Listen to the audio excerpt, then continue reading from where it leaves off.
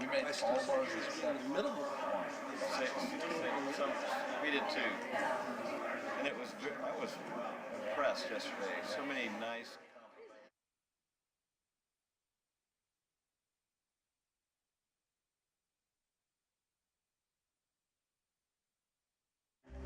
Did you go to the newest one we had that was just incorporated 3 weeks ago?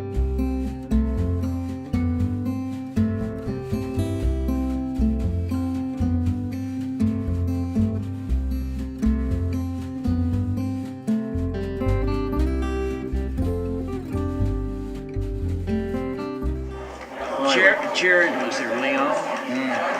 Well, I know where the area is because I know where Kind he of lives. mix of county and city. I'd like to call to order the work session for You're not on. What? You're not on. I'm not on yet? I'd like to call to order the work session for April the 1st. Before we get started, the city clerk came to me just a second ago and gave me a message that Prince William is considering coming to the colonies for July the 4th, and Clearwater is on the list of possible sites for him to visit. They're wanting us to contact the British Embassy at 1-800-277-5653. Again, that number is 1-800-277-5653 to express our interest in having Prince William and possibly Princess Kate here. You're not kidding, are you? I don't know, call the number 1-800-277-5653. Is that an April Fool's joke? Well, it's one. The number translates to 1-800-APR-JOKE. Okay, all right. All right. We're not part of the original 13 colonies, at least at this No, point. but- I mean, he wouldn't visit Oh well, us.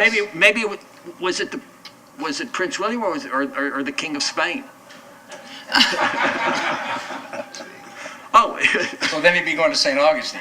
He wouldn't probably even Let's continue with the meeting here. Jeez. Our first order of business is, and this isn't a joke, we would like to honor our firefighters of the year, Sean Lawrence, and the fire medic of the year, Logan Chappell. If y'all would please come forward. Chief, do you have a write-up for them? And then we'll have the presentation.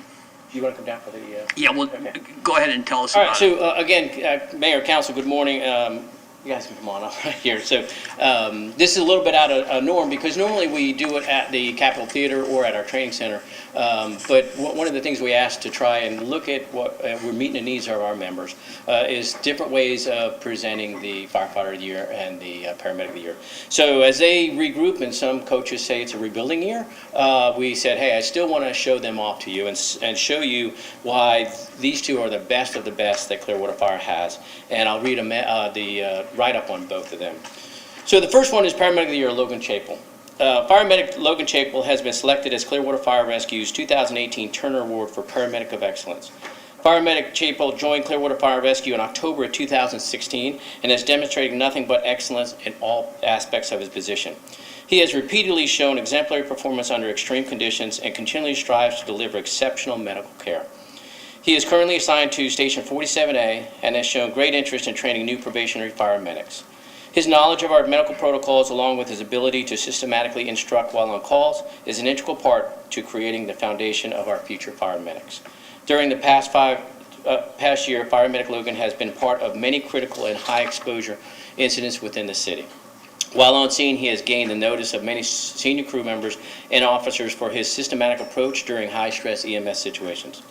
Fire Medic Logan Chappell is recognized by his peers as an excellent clinician with progressive critical thinking abilities and has demonstrated excellent leadership abilities, and his dedication to the job, the department, and the community is evident in all that he does. Logan Chapel.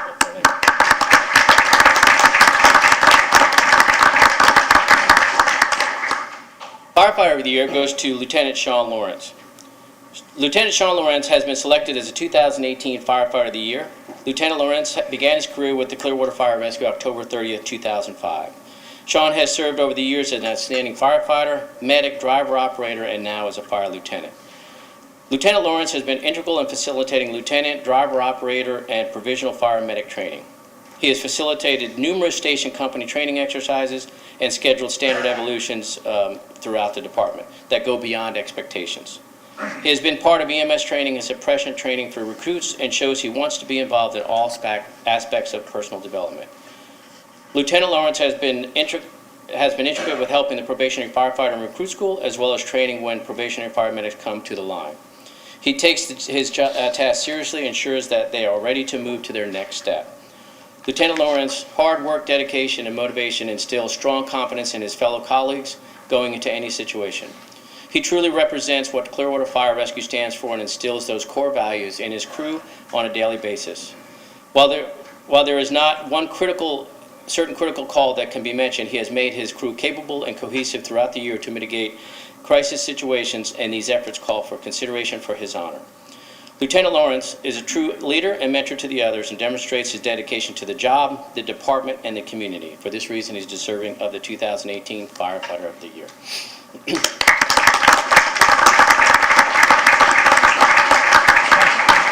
Why don't we go down there and take a picture with them? Just go down in front. All of us, okay? Yeah, sure.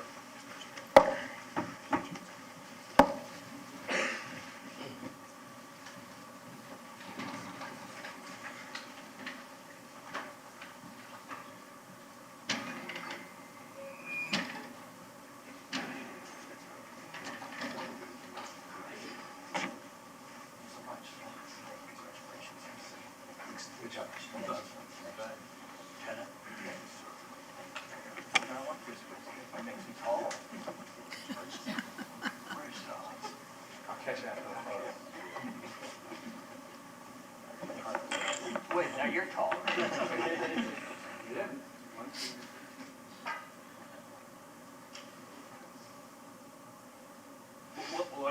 Wait, Adam. I'll look straight ahead. Sorry. Okay, back down.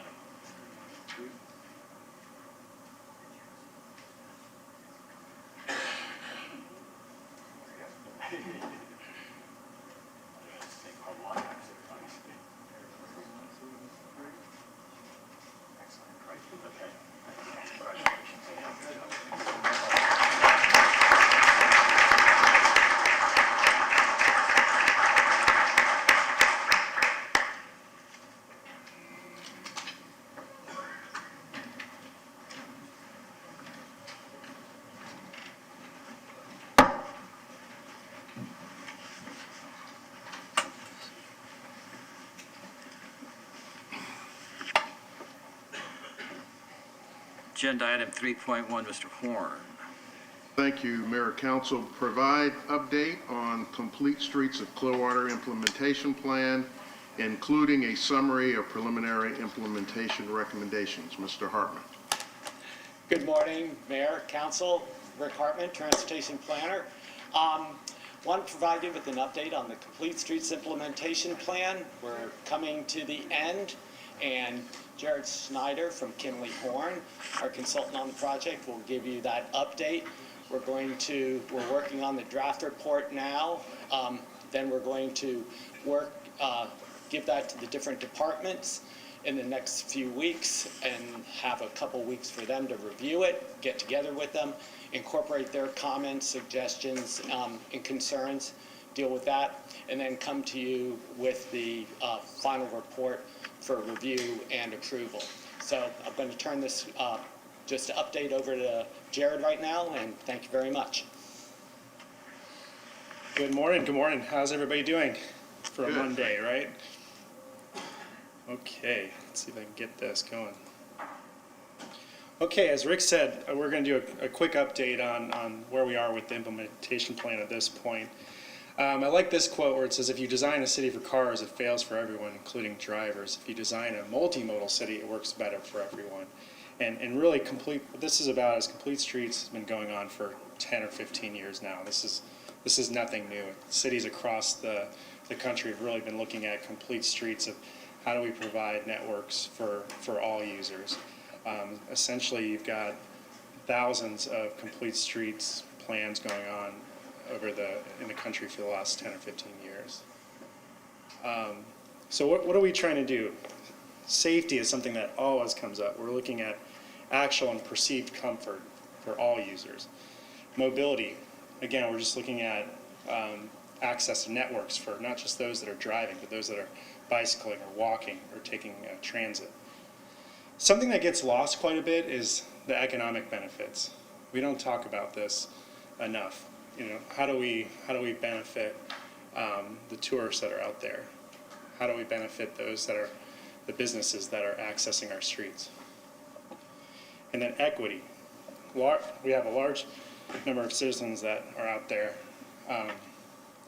that do not own vehicles. Right now we've got 11% of all of our citizens don't own a vehicle. And that's just those that, doesn't count those that have one vehicle.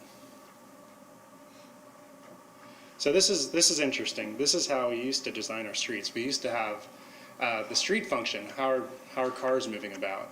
And then we had traffic volume and speed. So our roadways were essentially designed on how do we get cars from point A to point B. And what this graphic's showing is we didn't really look at the right of way. We looked at how do we get vehicles. And then basically what we had essentially was two designs, an urban or a rural design. And essentially we designed the roadway. If we didn't have space for sidewalks, then we really didn't consider sidewalks. What we're trying to do with complete streets at this point, oh, I skipped over there. What we're trying to do is look at the land use context and the mobility strategies. So as we start to look at roadways, what are some of those roadways that have bicyclists or pedestrians? What are some of those opportunities for transit?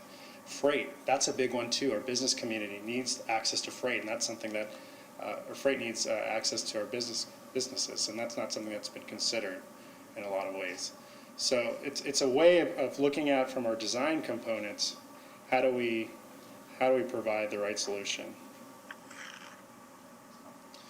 Now this is something, again, that comes up quite a bit, and safety in the Tampa Bay area. We continually are on the dangerous by design list, number 9 this year, and we have been dropping, so there's been a lot of improvements, and a lot of our partners in the city are making a large effort, but we still continue to have a large number of accidents.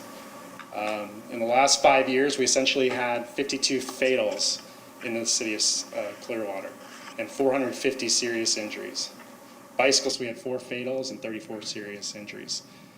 Pedestrian, that's another one, 23 fatals in the last 5 years. This is a map kind of showing some of the hot spots. No surprises here. State Road 60, US 19.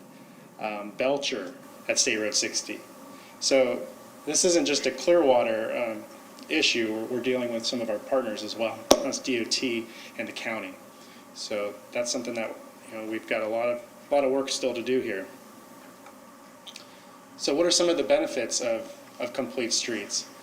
It's health and safety. How do we provide that network for others to get around?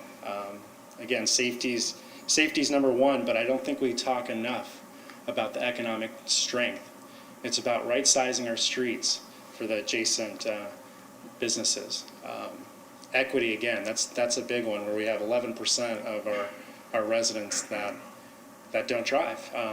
A large percentage of disabilities. There's over 20% of citizens have some sort of disability as well. So this is a key factor, and what I said there in the bottom are not all corridors are alike. Corridors need to meet different needs and opportunities to support all people. So that's really the essential key point there. So this is a slide showing some of our guiding principles, and what I like to think of these are kind of our guideposts essentially out there. When we're doing projects in the future, as we're investing our money as a city, what should we be considering? So safety, comfort, accessibility. Again, what are some of the multimodal options? Economic vitality and placemaking. Again, I'll keep hitting on that one. Designing the right street in the right area. Community health, and we've already hit on social equity. The environmental piece, and then technology. That's key. That's going to continue to morph in how we transition our roadways. We hear a lot about automated vehicles today and connected vehicles, so that's going to continue to be a discussion. How can we make what we have out there more efficient? We talk about signal optimization all the time. That's key. So what we have today, how do we make it more efficient? We looked at what's going on with population growth, and no one has a crystal ball, but as we say 10, 15,000 more residents in the next 20, 30 years, or 10,000 more employees, how do we deal with that? So that's what this plan is talking about. I touched on this briefly. Really, DOT and other partners. This is something they've really made. This is a really large transition. As you used to talk to DOT, they had several cross sections. It was again an urban or a rural cross section, and they've really tried to look at complete streets and have come out with a complete streets handbook several years ago, and what we call context classification guidelines, which essentially says is there's different land uses around the city. How do we design our streets differently? The Florida Design Manual, this is huge. This is what engineers look at when they're designing roadways. And what this does now is it looks at different lane widths, which when you used to go design a roadway in the city or all over the Tampa Bay area, you essentially had interstate standards that you're designing to. So this handles the lane widths, the sidewalks, landscaping on the edges, and a whole number of other things. So this is really big. Local agencies are making a huge effort. Fort Pinellas MPO, and I have to congratulate y'all as a city, just won another grant application for Fort Harrison. So they're really looking at how can we get some innovative solutions. Obviously, we've talked about Drew Street, and that was something that the MPO had funds for as well. Pinellas County just went throughout the county and did a complete streets assessment. Efforts in St. Petersburg are ongoing right now with their implementation plan, as well as in Tampa and Hillsborough County. So this is a real quick graphic of what we're trying to show is how different areas within the city, how do we design them differently, and that's what DOT is doing as well. So it goes all the way from kind of the suburban land use context to kind of more of an urban residential, urban general, and then urban core. What does that all mean? What that means is in downtown, we're going to design streets a little differently than we would in some of the suburban areas. And that really looks at the sidewalks, lane widths, and those type of things. Again, this is looking at the different types of streets in the city. We have streets like State Road 60 and 580 and US 19 where we do have heavy car traffic, or we have freight, or we have transit that we're trying to move across. So there are higher speeds, but then we also have pedestrians and bicyclists as well.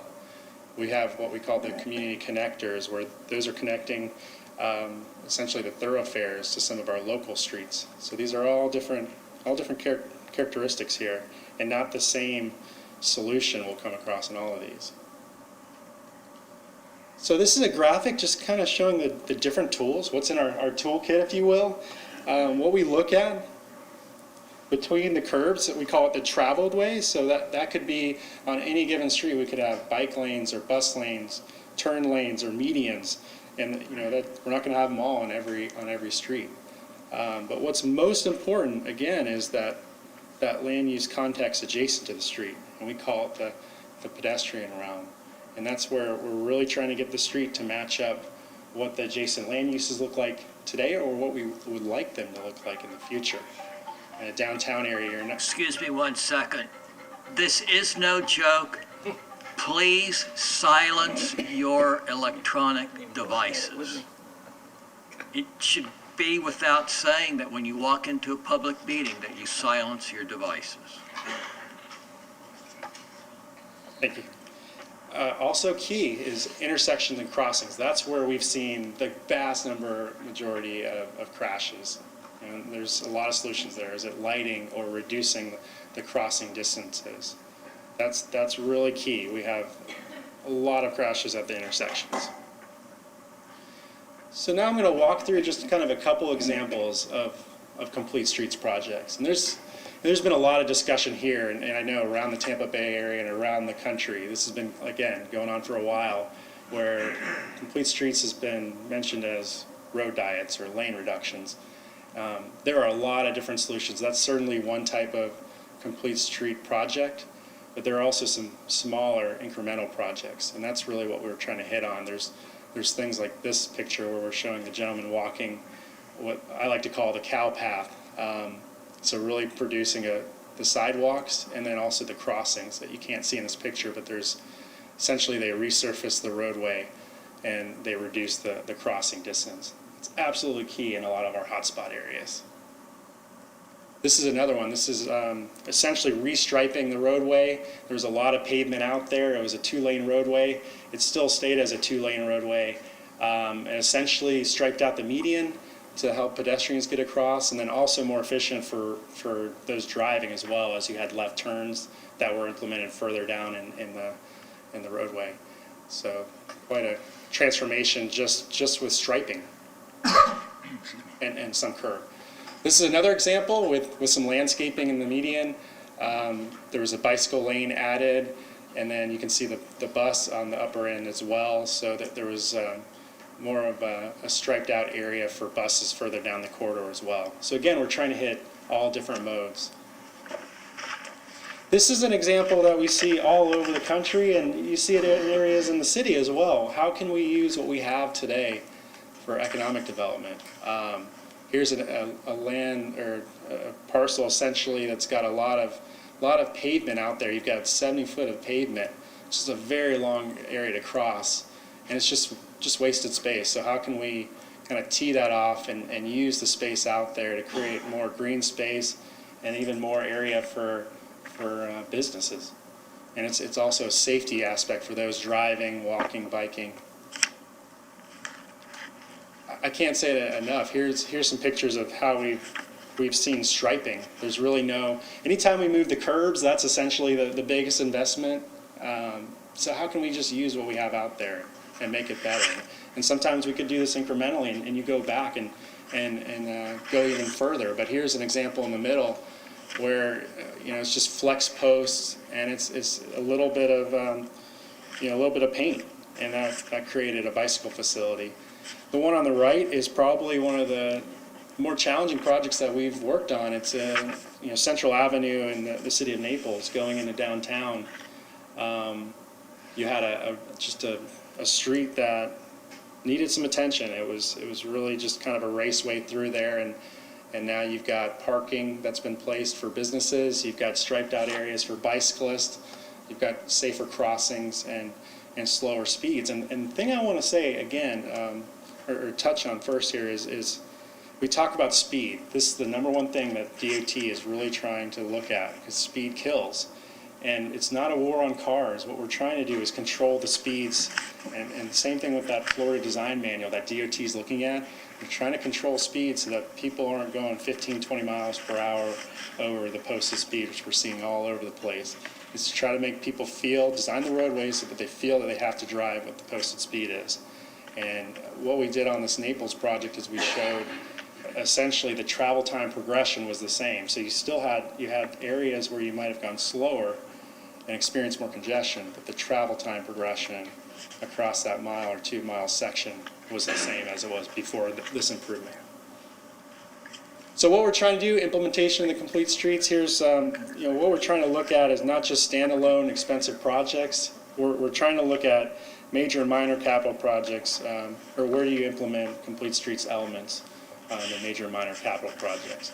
Anytime you have a maintenance or resurfacing, it's really looking at that street and looking at the full network again of the transit network, the bike network, pedestrians, and auto.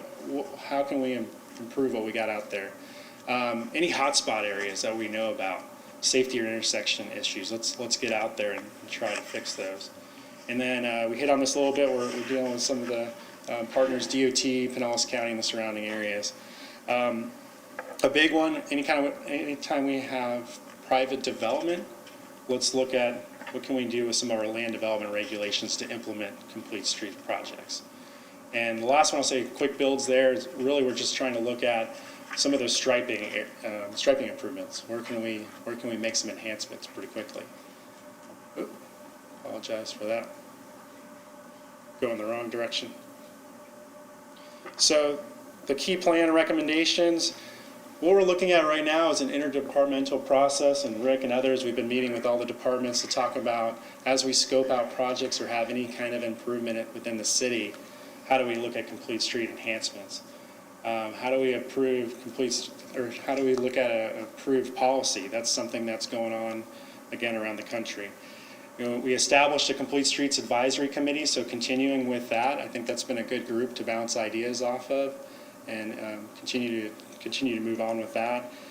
Again, I can't say it enough. How do we look at our comprehensive plan and our community development code to bring in complete streets and those reviews? Education's key. Here's Rick and Gina walking the city here with their sign.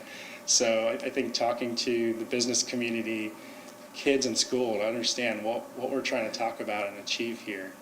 You know, I really think it starts with kids. What does Clearwater become as we grow? And then the bike ped master plan, that's a big one as well. You know, how do we create an integrated plan where bicyclists can get around the city? Last thing is really evaluating the plan success. I can't say that enough. We have a benchmark that we've set today of what we have as far as our roadway network performance, our bike network, our pedestrian network. How do we continue to improve that? You got to continue to measure it. So with that, I'll leave you with any questions. Any questions on this presentation, Mr. Hamilton? Well, and I appreciate the presentation, and I agree. I like the complete streets concept and the approach, but the implementation of it, I'm looking for guidance. When you look specifically at our Drew Street plan, I drive Drew Street a lot, and in the afternoon at peak time, with 2 lanes of traffic, it's backed up extensively.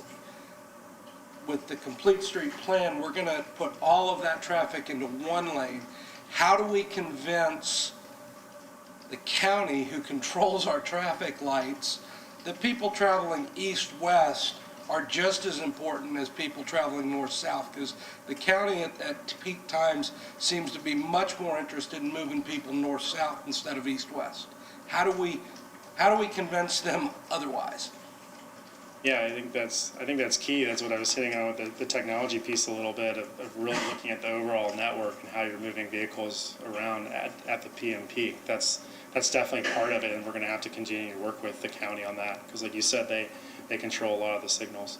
Yeah. And that's my one concern, major concern about the plan itself. So. I think the other thing I'd say is that's where we need to continue to look at the intersections. Those are, so often we talk about the entire roadway, but the intersections are absolutely key, you know, especially those PM hours. Any other questions? Mr. Alberts? Yeah, I have this kind of the same concern, and I was at the planning sessions, and I kind of agreed that, you know, as part of Drew Street, we needed to fix the right and left turns because that inside lane seems to be the one that always stops and is very dangerous. But I just want to make sure to Mr. Hamilton's question that we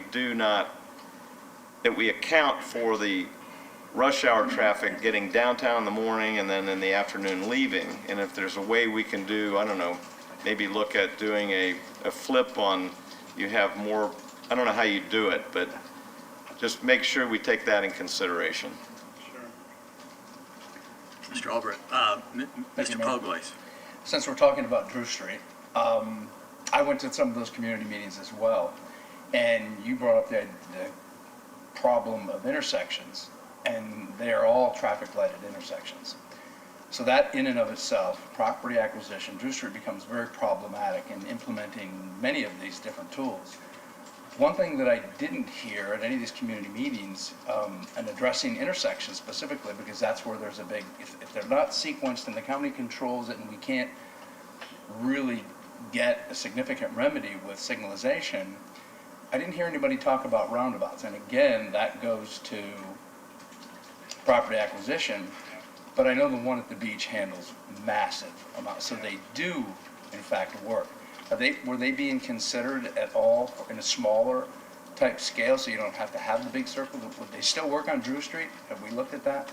Yeah, I think one of the things, this is a DOT roadway specifically within the segment, but the area around Missouri, that's definitely one area that could be looked at and was touched on with DOT and will continue to be. Well, Highland, I know the properties are right on the corner, Yeah, but it is a right. fairly large footprint. So the circle was smaller. I just didn't know if there was enough asphalt left Definitely to a accommodate solution you that. could look at. Like you said, the capacity, if you were to go down to 2 lanes, the capacity with the roundabout's much, much higher. Yeah, yeah. Well, and I guess in the future, when we revisit Drew Street again, that may be what I think. I'd like to see a little bit of a conversation wrapped around. Thanks. Mr. Cundiff. I was going to ask, we were given some diagrams half a year or so ago, and one of the big things I noticed was that there were opportunities to improve the intersections in 3 or 4 places along Drew Street. Are we going to go ahead with those? I don't know if you can answer that or. Yes, well, we're talking with the county about those hot spots as well as FDOT.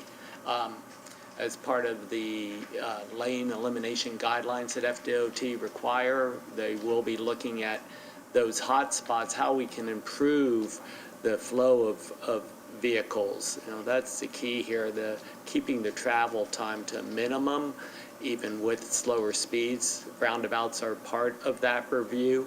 So these different functions will come up during the review process, working with our county partners and with the FDOT on their lane elimination process. Look at all factors that might, be able to handle traffic at given volumes. And so that is always part of every complete street review, looking at the traffic volumes, time of day, and travel times. Are you saying then that we're not at the point we can implement them yet? We have, Because of the conversation. right, we have to have conversations with them and get their agreement on what we want to do at those intersections. And as Jared's saying, crossings and intersections are a big key. So that'll be a co-equal focus as well as corridors as we move forward. Mr. Horn. Just as a reminder, when it comes to Drew Street, we got out in front of the complete street policy development. So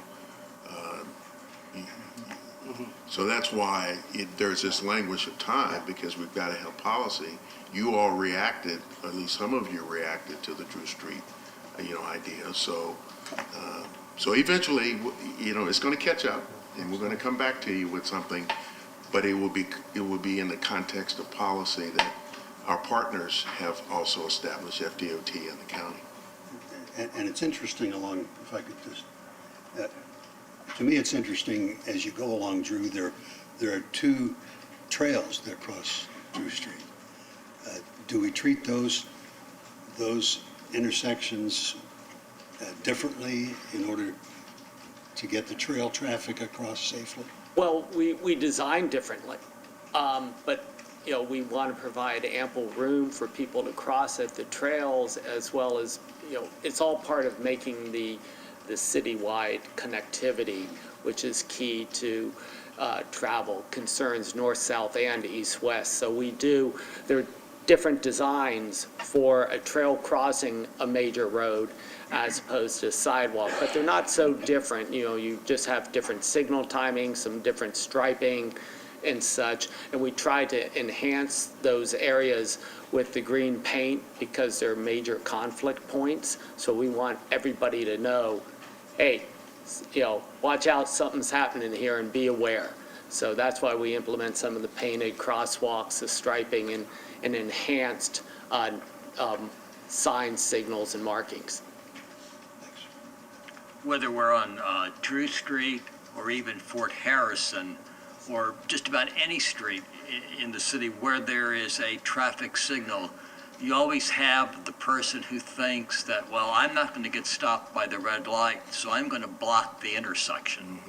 And I wish that there was some way that we would step up our enforcement and education so that people realize that when they block an intersection, they're really not doing anybody any favors.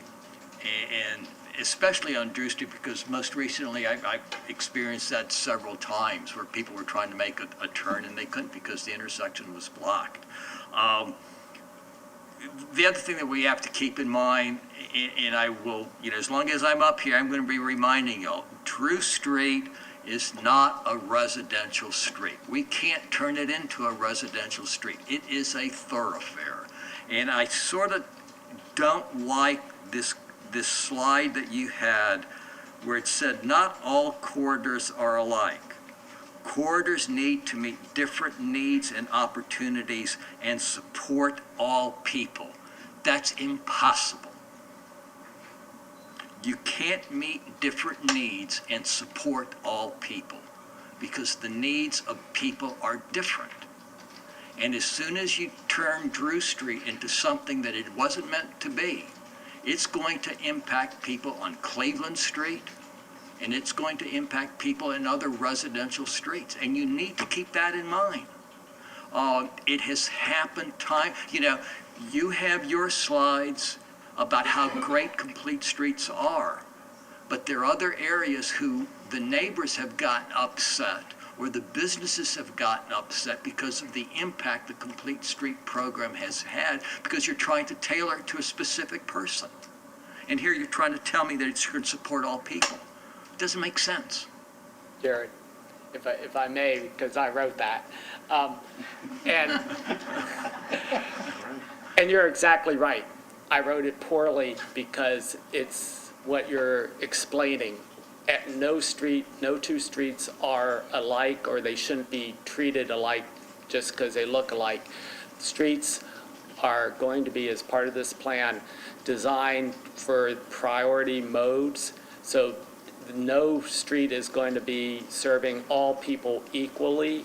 Streets have to have different mobilities. If it's a vehicle, then that's a priority that we need to design around. If it's people walking and access to transit and things like that, that's what the streets are. So I appreciate you clarifying my Thank you. written. Thank you for admitting, that and clarifying. So I appreciate that. Thanks, Rick. I was Okay. going to say. I got a final comment on that. I don't know. I sort of like where we ended. No, I love the way you ended, but actually what I want to say, I think supports all of us in what we're trying to do.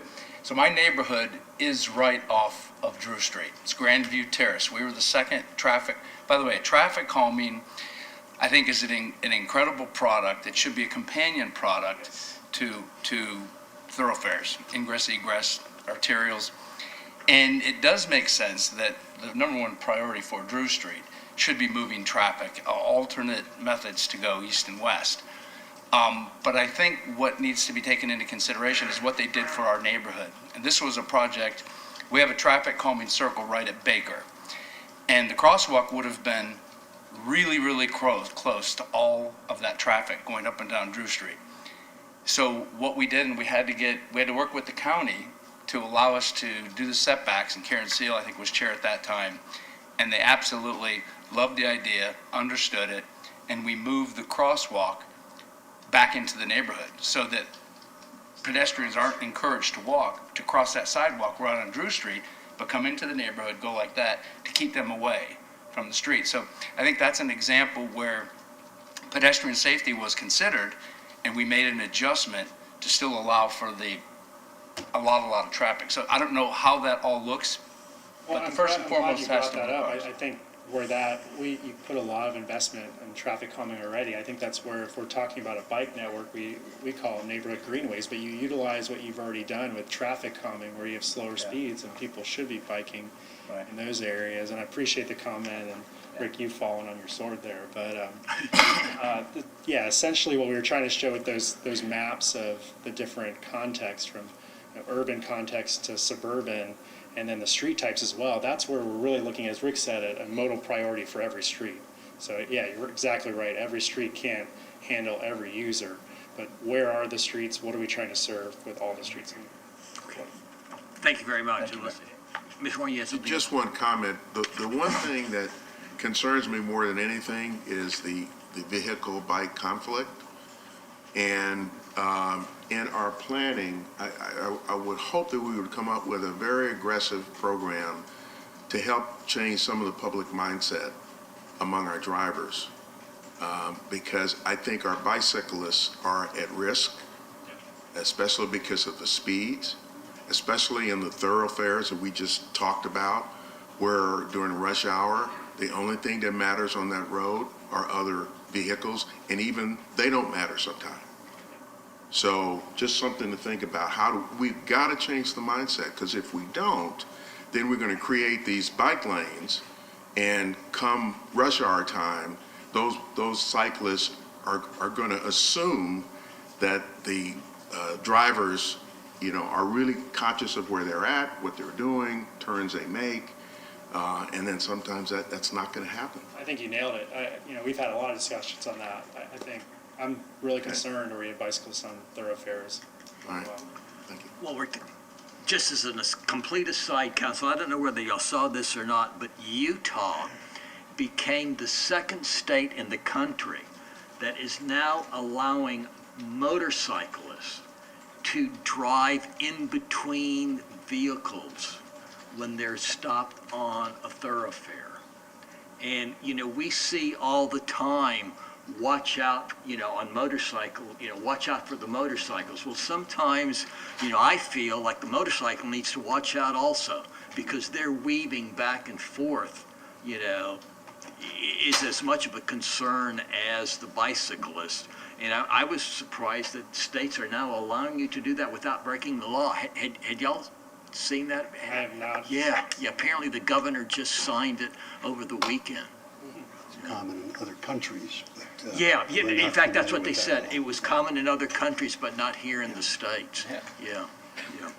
Thank you very much. Thank you very much. Thank y'all. Agenda item 4.1. Approve a contract for purchase of real property by the city of Clearwater of certain real property owned by the school board of Pinellas County, Florida, with a purchase price of $1.8 million and total expenditures not to exceed $1.825 million. Authorize the appropriate officials to execute same, together with all other instruments required to effect closing, and approve the transfer of $1.825 million from general fund reserves at mid-year to cover the cost of the purchase. Mr. Lane. Thank you. Chuck Lane, Assistant Director, Economic Development and Housing Department. This item is a staff recommendation to purchase the former North Ward School. The property is about 2 acres. It's located in a downtown zoning area within the Old Bay Character District. Its location and proximity to other city investments and assets makes this a good opportunity to acquire a property in a transitioning area, and we're getting a fair price for the property. We're paying a fair price for the property. At this price range, the city charter requires that we obtain 2 appraisals. Those appraisals were completed about a year ago.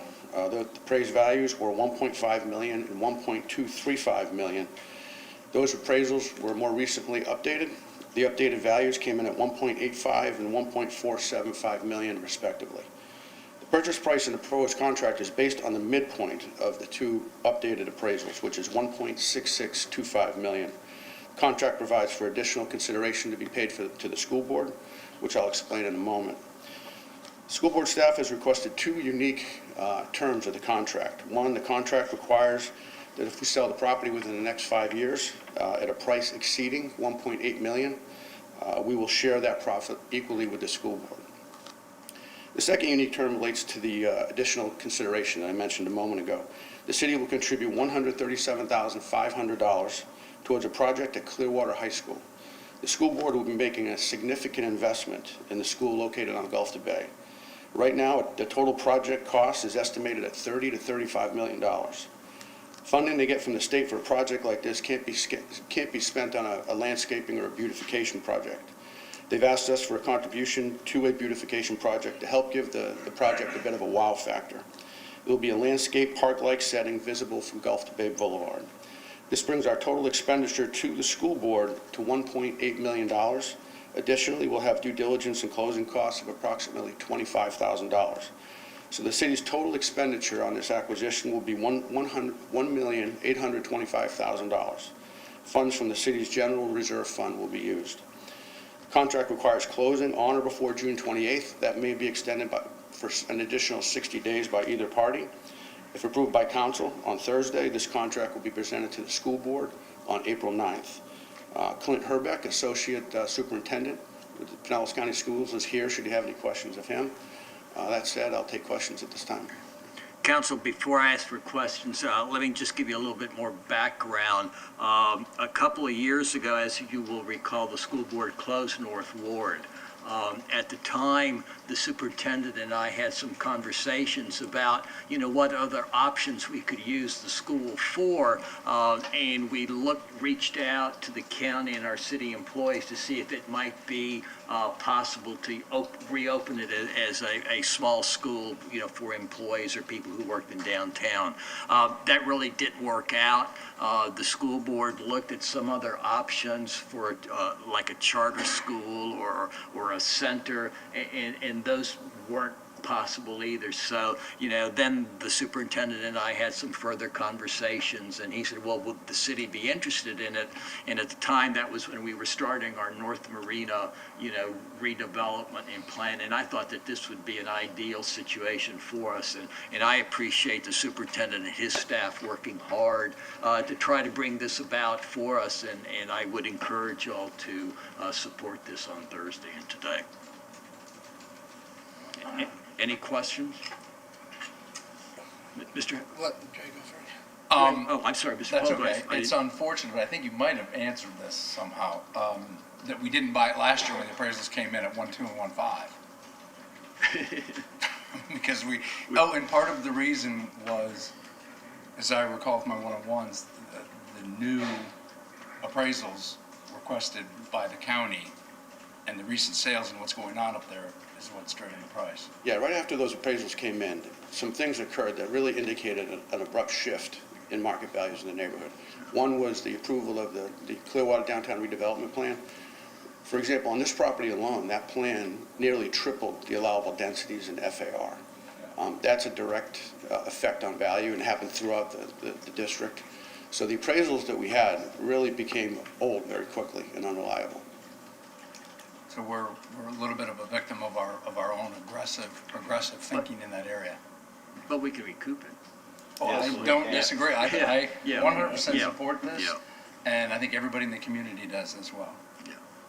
Mr. No, Hamilton? I support this completely. And I appreciate Clint being here. Clint and I go back to basketball days, coaching against each other. This property has sentimental value to me. I mean, my mother was the May Queen of North Ward Elementary School when she was in school. But this is such a vital, strategic piece of property that for us to have control of it, as you've heard me say before, the only way we can control what happens to a piece of property is if you own it. And I think this is a great opportunity. I appreciate the school board seeing the value in us being the holder of that property, since it no longer provides value to them. My question is the $140,000 that we're giving them for landscaping at the high school. Do we have to pay that right now, or can we hold on to that money, but with the guarantee that we will give it to them when they get the Clearwater High School project going? Because I'm trying to use that as a carrot to get Clearwater High School's project started quicker, sooner rather than later, because it is definitely, I'm looking forward to Clearwater High getting redone as well. I think Mr. Herbert can, verify that they already are interviewing contractors for that Right. property. Second. So I'm just wondering, can we hold on to that money? Well, the Or contract, do we go ahead and give it to them and then, the contract No, they'll- that we have stipulates that we give them that money now. Now, if they don't spend it within a certain amount of time, I believe it's 5 years in the contract, they need to pay it back. That project is anticipated to be completed in the fall of '21. So it's an aggressive timeline. okay? No problem. Consent? Mayor, I just Oh, I'm want to sorry, Mr. respond Ward. to Councilmember Polglaz's comment about why we didn't buy it when we got the first two appraisals. You work with your partners, and so you can be as aggressive as you want to be, but if your partner is moving at a certain pace within their own process and having discussions internally, then you work with them. So it wasn't because we weren't moving quickly enough to take advantage of a lower appraisal. It had to do with other factors that were beyond our control. Thank you. Consent? Yes. Thank you all. Thank you very much. Agenda item 5.1. Approve a contract with Olameter DPG LLC in the annual amount of $600,000 with the option for 2 one-year term extensions to provide natural gas line locating services and authorize the appropriate officials to execute same. Mr. Langell. Good morning, Brian Langill, Assistant Director for Clearwater Gas System. This is our contract to locate all of our gas lines when there is a Sunshine 1 call that's been placed by Florida state statute. You're required to call this, and whenever you do any digging on right-of-way or in private property. So it's statute 556 of the Florida statutes. Olameter was the lowest and most responsive bidder on bid number 21-19. So there will be a new vendor of ours that we want to start within the next week. Questions on 5.1? Consent? 6.1. Approve grant funds awarded to the city from Clearwater for Youth in the amount of $18,000 for a flag football league and track program to serve local youth and establish a special program, G1907, Clearwater for Youth grants for these funds at mid-year. Mr. Dunbar.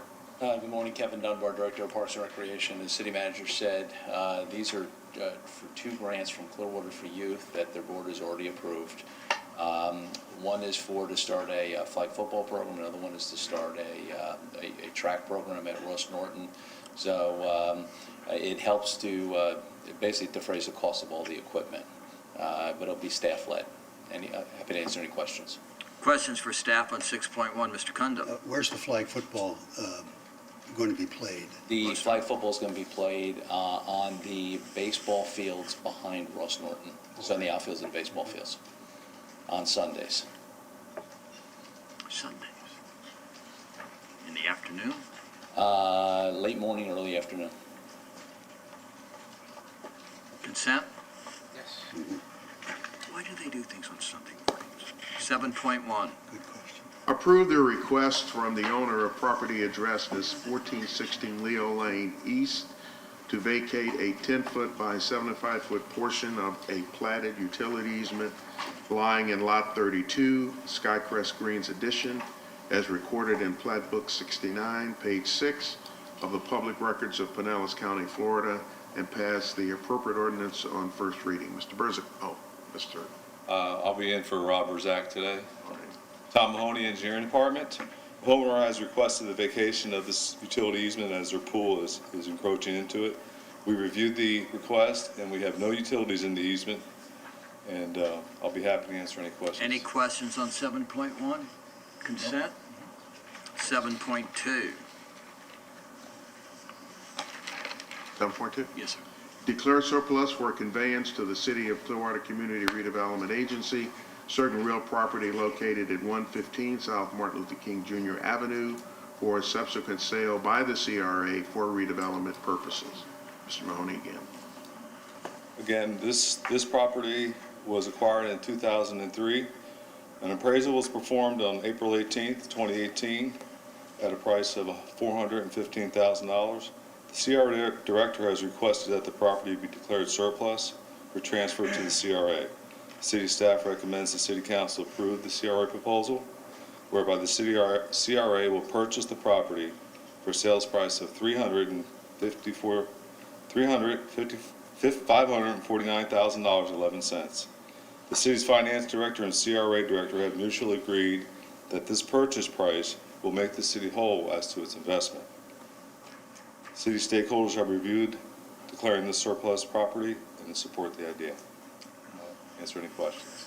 I'm not sure I heard you correctly or not, but the appraisal didn't cost $415,000. That's how much. It was the value appraised of the at property. Yeah. $415,000. For some reason, I thought I heard you. You might have. Yeah. Consent, questions, consent? Mr. Poglaze? So I'm intimately involved with this property. I've been watching this piece of property for a long time, waiting for something to happen. And I know there's interest with this property. Now, I wasn't on council, and I might have missed it, but there was always a conversation of sale or lease. So has it been decided that it's going to, and I know that the CRA bought the adjacent property to the east because that property itself, this piece here, did not lend itself for enough parking for the size structure we were hoping to be able to develop there. So it says for subsequent sale, does that mean we would not entertain a long-term land lease with both of those parcels should they be developed together? So the intent is to, I'll let. Say no, it is just to be able to have those properties side by side, be able to merge them, be able to. And controlled by one entity, the CRA. Correct. So that's the intent. Well, it was a little misleading for me, sale, it says sale. Because not knowing exactly what the market's going to bear. No determination has been made on whether to lease or sell. Okay. Good, thank you.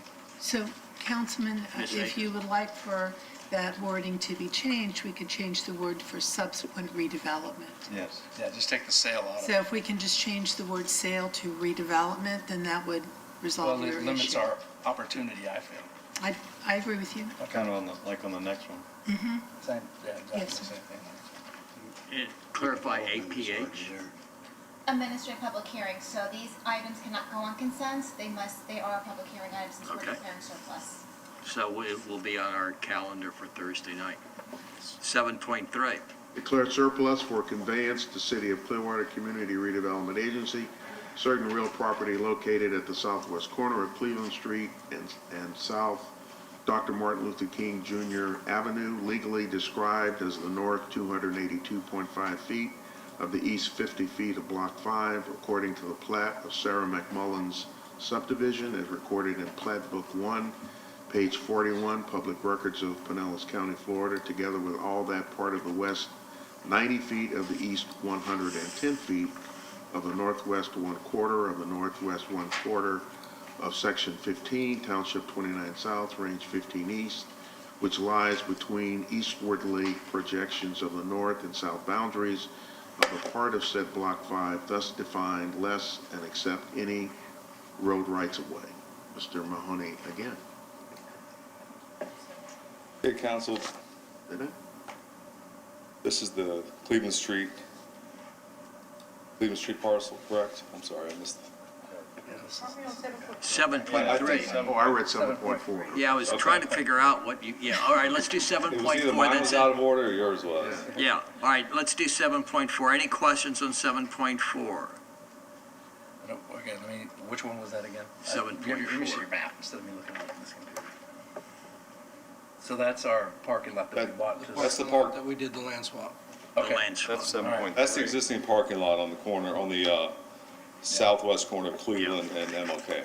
Oh, Okay? Okay. Got it. Any questions? It's going to be on our calendar for Thursday anyway. All right, now we will do 7.3.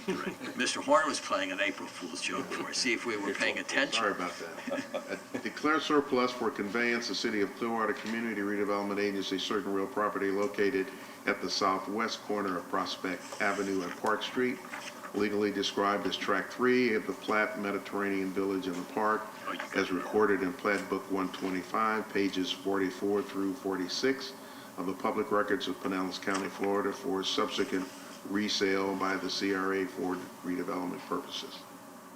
Tom Mahoney, Engineering Department.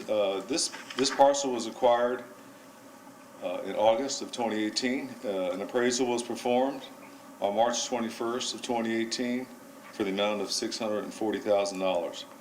The CRA has requested the property be declared surplus to transfer to the CRA. City staff recommends City Council approve the item whereby the CRA will purchase for the sale price of $364,782.89. The city finance director and the CRA director have mutually agreed that this price will make the city whole as to its investment.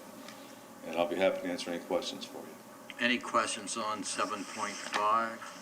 Ms. Aiken, let's go back a second where you had, and Mr. Fogley had said about the redevelopment. Actually, it already says for redevelopment on here. You can just. So you want to just strike the, for redevelopment, for transfer to the CRA for redevelopment purposes? And then strike the Yeah. rest. So we'll do that with this one also, 7.4. Okay? And it'll be on our calendar for Thursday. 7.5. Approve a business lease contract between the City of Clearwater and Lutheran Services Florida, Inc. for the use of city-owned properties located at 701 North Missouri Avenue, and authorize the appropriate officials to execute same. Mr. Mahoney again. This property is leased out to the Head Start program over the last 10 years, and specifically a nonprofit organization of Lutheran Services of Florida. The approximately 1 acre site contains playground and several small buildings. The proposed lease has terms and conditions similar to the previous one of $1 per year rental with a 5-year, with extensions for one year for 5 years, for a 5-year period. The staff has reviewed the lease and requests and supports the Lutheran Services of Florida's new lease. I'm happy to answer any questions. Any questions on 7.5?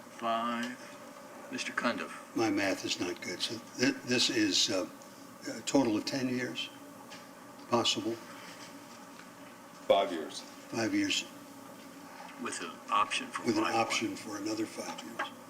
Is that or just, Correct, that is correct. okay. I thought that's what it said. Thank you. I think this is the property that during the United Way Day for Caring Yeah, that we there's do. Head Start program, great program. Consent? Yeah. 7.6. Approve a business lease contract between the City of Clearwater and Hope Academy International LLC for the use of a city-owned lot located at 918 Palmetto Avenue, and authorize the appropriate officials to execute same. This is a vacant lot that was used previously by the daycare center. We have a new tenant there, and the previous leasee has decided not to renew. The new tenant will now provide the daycare center as well, and would like to lease the vacant lot to provide the same services. It was agreed that $1,000 per year would be appropriate for this lease, as they are not a nonprofit organization. And the initial term will be 1 year with an option to extend for an additional 4 year, for 4 additional 1-year terms. So I'll be happy to answer any questions. Any questions on 7.6? Mr. Cundiff? The nature of the organization, what's it called, Hope? It will be Hope Academy. It's going to be a playground, or? It's going to be it'll be used for the same purpose it was for a playground, yes, next to the daycare. Do they pay, any other questions, council? No. Do they pay that $1,000 all at one time or monthly? And the reason I ask is you can't divide 12 into 1,000 and get an even number. No, you can't. I'm not certain. I have not read the lease. It's annual. It's an annual payment. Yeah. Oh, it's a one-time payment? Yes, sir. Oh, okay. And as I quickly look at it, that's what it appears to say. Okay. 1,200. Yeah, I would say 1,200 makes it, In the future, keep that in mind, that we divide things. Make an extra 200. Mr. Cundiff isn't the only one that's trouble with math. 7.7. Approve Amendment 1 to joint partnership agreement between Pinellas County and City of Clearwater for the South Myrtle Avenue from Clearwater Largo Road to Bel Air Road Drainage Project, extending the expiration date to April 2021 and increasing estimated costs by $29,082.90, and authorize the appropriate officials to execute same. Mr. Brown. Good morning. My name is Jeremy Brown. I'm the engineering manager for utilities. This item is an extension to the approved joint project agreement between the city and Pinellas County. The original one-year agreement expires this April, therefore it requires this extension that's before you today. Happy to respond to any questions. Any questions on 7.7? Mr. Hamilton? Not as much a question, but $29,082.90 doesn't sound like an estimate to me. It sounds like a pretty hard number. It's an addition to the previous. Exactly. It's a good guess. Yeah, exactly. Consent? Yes. 7.8. Approve an engineer of record work order to Jones Edmonds of Tampa, Florida, in the amount of $163,000 for the Marshall Street Water Reclamation Facility Blend Tank Mixer Project, and authorize the appropriate officials to execute same. Mr. Brown again. Jeremy Brown, Engineering Manager for Utilities. The existing mixer and its contents at the Marshall Street Water Reclamation Facility sludge blend tank was previously removed by a contractor so the tank could be inspected by an engineer of record. This project will design the replacement mixer in addition to piping and other recommendations that were made as a result of that inspection. I'm happy to respond to any questions. Any questions on 7.8? Consent? Thank you. 7.9. Approve the conveyance of a distribution easement to Duke Energy for the installation and maintenance of a new power line and electric facilities for City of Clearwater property at 1005 North Old Coachman Road, and authorize the appropriate officials to execute same. Mr. Mahoney. Mahoney Engineering Department. This relates to the new transfer station we're constructing on Old Coachman Road. This will be for the new electric facilities for Duke Energy. Happy to answer any questions. Questions on 7.9? No. This is for our solid waste transfer facility, right? Correct. Yes. Yeah, okay. Yeah. Consent? Yes. 8.1. Approve the agreement between Dunedin Blue Jays and the City of Clearwater Fire and Rescue Department to provide emergency medical services at Jack Russell Stadium for 2019 baseball events as outlined in the agreement, and authorize the Fire Chief of Clearwater Fire and Rescue to execute same. Chief Ellis. Hey, good morning, Mayor, Council. Again, Scott Ellis, Fire Chief, Clearwater Fire Rescue. This item is that we're asking for your approval on is the agreement between Dunedin Blue Jays and the City of Clearwater to provide emergency medical services very similar to what we do at Spectrum Field with the Thrashers. This is for the 2019 baseball events because they shipped it over here by theirs under renovation. With that, I'm happy to answer any questions. Questions for Chief on 8.1? Mr. Dunbar is not here yet, is he? Or he left? Okay. Mr. Horn, I think you can, Chief, this is sort of related. Over the weekend, we got an email, council, saying that we were doing work on Jack Russell Stadium without a permit. And Mr. Horn, can you, I was going to have Mr. Dunbar answer that question. We have the proper permits. Yeah, Mr. Dunbar did respond. Yeah, no, I know he responded, but I'm just Yeah. letting it out that, for the public to know that despite some erroneous, comments that are being made that we're proceeding without permits, we have those permits in hand. Yes, I'm not sure of the nature of the Yeah, complainant. yeah. And we will look into it further because that's a very unusual kind of assertion made. Yeah. And doesn't. No, I just support wanted, the facts. thank you, Chief. I'm sorry, Mr. Albritton? Okay, just looking at the contract, this is just for an hourly, it's no set price, it's just whatever it is it's gonna be, you'll bill them and they'll pay it, basically. That is correct. It's done by an hourly basis, correct? Okay, thank you. Consent? Yes. 8.2. Approve the 2019 Emergency Medical Services ALS First Responder Growth Management Agreement between Pinellas County and City of Clearwater to implement EMS growth management strategies and authorize the appropriate officials to execute same. Chief Ellers. Yes, Scott Ellis, Fire Chief, Clearwater Fire Rescue. With me, I have Chief Tedesco, who's also my EMS chief, who monitors a lot of the stuff we do in regards to our rescue units. This item that we're asking for your approval on, as discussed in the one-on-ones, is the Emergency Medical ALS First Responder Growth Management Agreement with Pinellas County. As discussed in the one-on-ones, this growth management initiative is to take 2 EMS call determinants, just 2 of them. That's falls and sick person. And of those, the very low acuity level calls, meaning that there's no other conditions that are being met in regards to what the initial 911 call comes in as, that only a transport ambulance will be dispatched in a non-emergency response. No fire response would be initiated unless a repeat call comes in identifying more critical elements and/or the ambulance cannot be on scene within 20 minutes. These calls would be around 2,300 calls a year, which will keep advanced life support fire resources available for those more critical calls where response times really do make the difference between the patient outcomes. Also identified in this contract is the legacy units, which defines the current units that the county reimburses the city of Clearwater for will not change due to the decrease in call volume.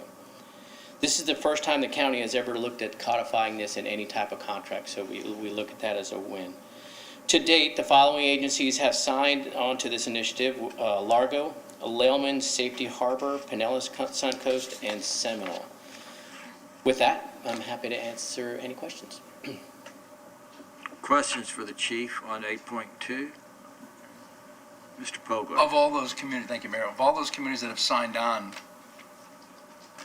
have they gained support, or how are their unions responding to this? Those that I mentioned from the county, they were unanimously voted in. I don't believe there was any opposition from the union on any of those. I don't know of any that were. Okay, that's good. Thank you. Mr. Cundiff. I know we've had one-on-ones on this subject. The goal of this policy change is to make severe emergency services available when they are called for, rather than have a wait or send too many trucks to one place where it's. That is correct. The focus of this came out from a data-driven focus group, which is a consortium of all the chiefs, along with the county, to take a look at how we can control some of this increases every year.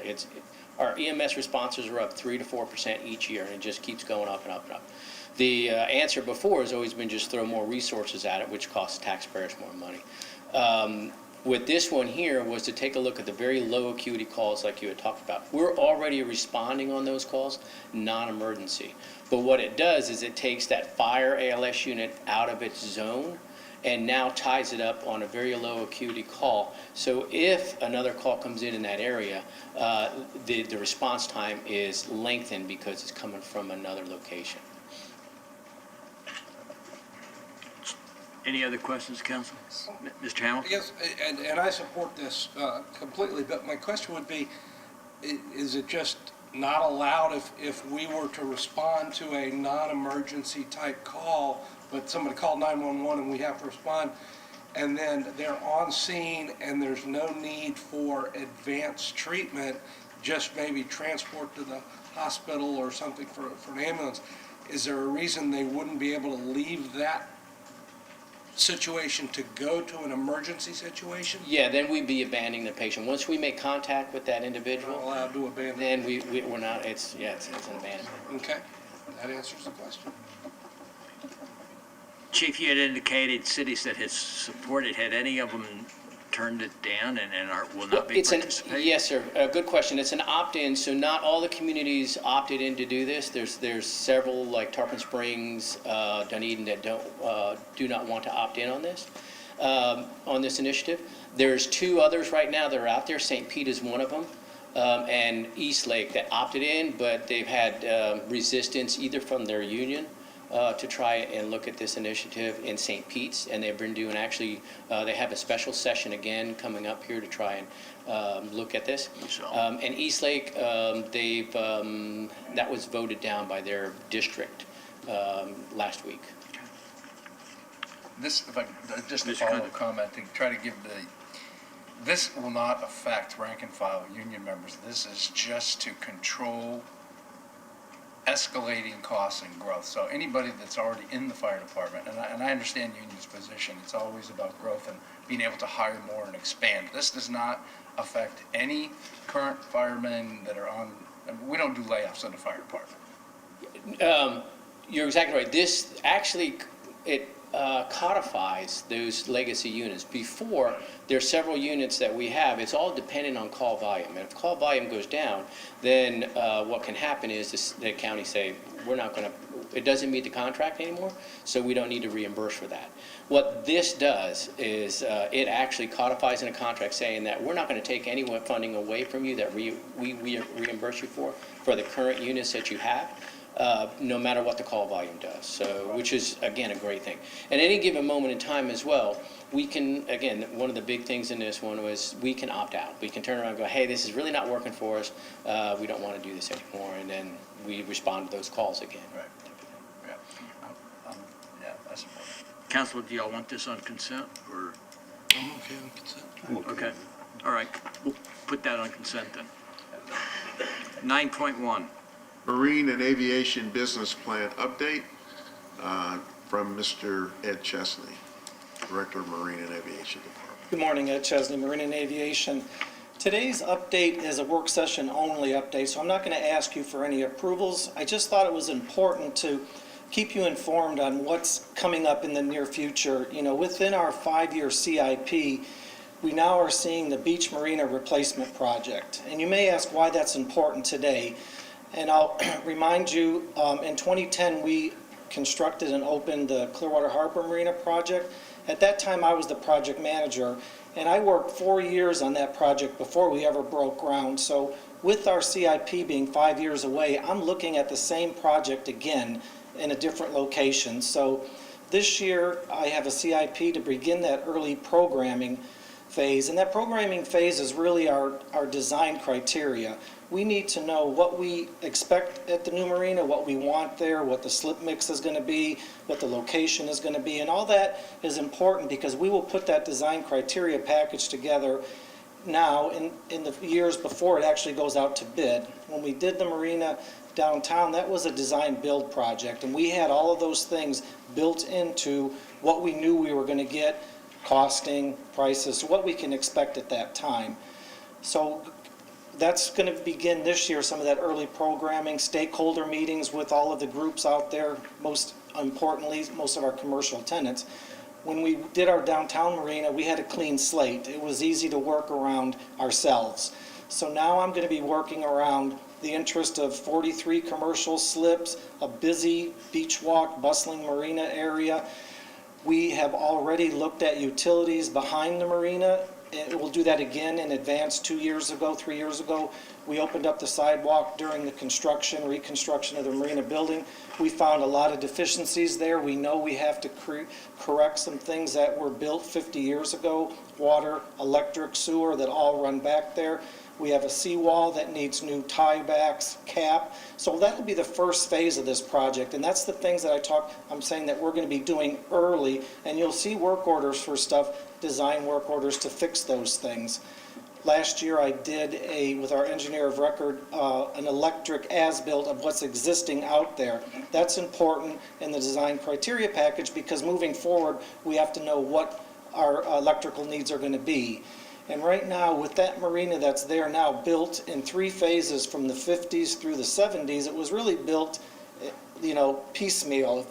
And boats and everything out there is different today. Boats are larger, power requirements are greater, everything is air conditioning. And right now what we're having is we have boats coming into us. We can't supply the power that they need. And it's a product of what our service is out there. We have to update the service to bring more power in there. So that's what I'm working at, and one of my challenges are now. And then getting together with our stakeholders, hold those meetings, what our slip mix is going to look like, who's going to be where. And that leads me into our marina rental rates. I look back over 25 years on the rate structure and how we handle the marina rates, and more particularly with the commercial rates. Right now, when you look back at 25 years of history, our recreational rates are in line with the market. We compare, and practically for the amenities we have, we probably could charge a little bit more, but all of the studies say we're at market rate for our recreational slips. Now, our commercial slips, every rate study for the last 25 years has used the terms we are under market, severely under market. So those are some of our challenges, and all through those years, we've tried to correct that. And our rate studies have made recommendations to do that. And how do you do that? You base it on what they're using. And some of those things they're using are space in the marina, location in the marina, utilities in the marina. With the rate structure that we have, and it was changed from a per length rate structure back in 1993, we have a passenger count rate structure. Nowhere else in Florida can I find that, or can our consultants find anybody else using that. I'm not sure of why, and I have pulled up from the archives when it went back to council in 1993 and addressed that and came up with a times zero cost for these rate structures, but it never showed the calculation. So I'm not sure where that came from. So over the years, we've only increased a percentage for all of our users. What's odd about that is that the percentage is the same regardless if you're a small fishing vessel or a dinner cruise boat. Your rate goes up the same percentage as theirs does. So that's a little awkward because they use the marina differently. So last year, one of my biggest challenges are the utilities out there. We pay the water and the sewer and the garbage for all of our tenants at the marina. And if you look at the way marinas operate, it's very typical for water, those services to be included in your rate structure, except at commercial marinas. The typical user in a marina is the weekend user. It's somebody that has their boat out there. They might be there 1 or 2 times a month, if that. The water usage is minimal, but we have businesses out there that operate 7 days a week and have charters that go out 2 and 3 times a day. And the water that they use is incredible. So last year, I installed water meters at all 43 of the commercial slips to do a pilot study to see where my users were and who my users were. And what that did was made everybody aware that, oh gosh, are we going to have to start paying for water? And the problem is that people wasted a lot of water. You know, they had live hoses, everybody has ice machines, nobody corrected, the water would drip, they would wash their boats all day long. So as soon as I installed the water meters, my rates dropped 10% from month to month. So I already started seeing the savings. So it took me a while, and I didn't want a month or two. I have 6 months. I installed them last summer. Took a while to get them installed. So then I could see where it started to drop off, because people, now that you have to pay for something, you take more of a stake in it. In the first months, I had people using 50% of their rate, what they were paying in the rate. Half of that was just taken back in water, because they were using so much water. So I've told them all that, you know, water was coming their way. They all have the meters there. So I went to legal to look at our contracts and our permits. We have different permits with them. We have lease agreements for the commercial tenants. We have permits for the recreational tenants.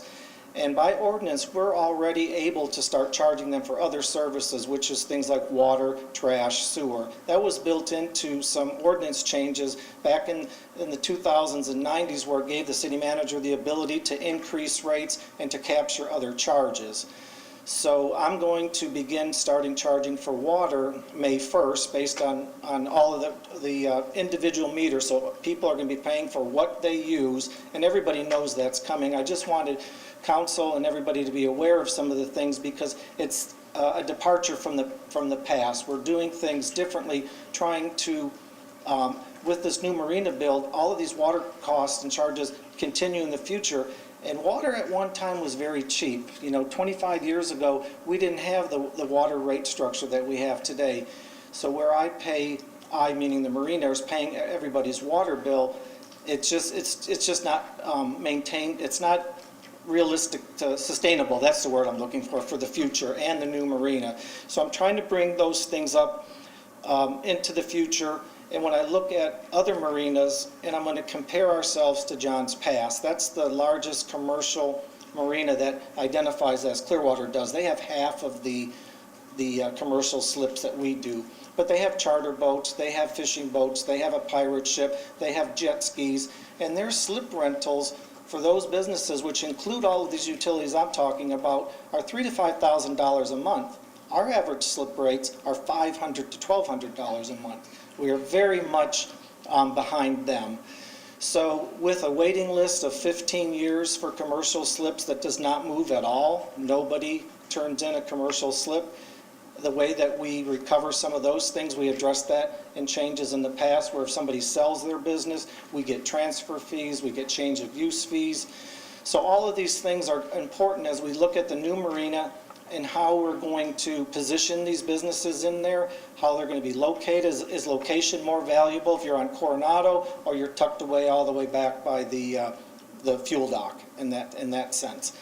And with the per passenger rather than the size of the vessel, no matter how big your boat is, if it only holds 10 passengers, you pay a certain rate. I can have a catamaran that is as wide as 2+ slips, but they can't hold, so they're using this bigger footprint in the marina, which doesn't make sense from a business standpoint.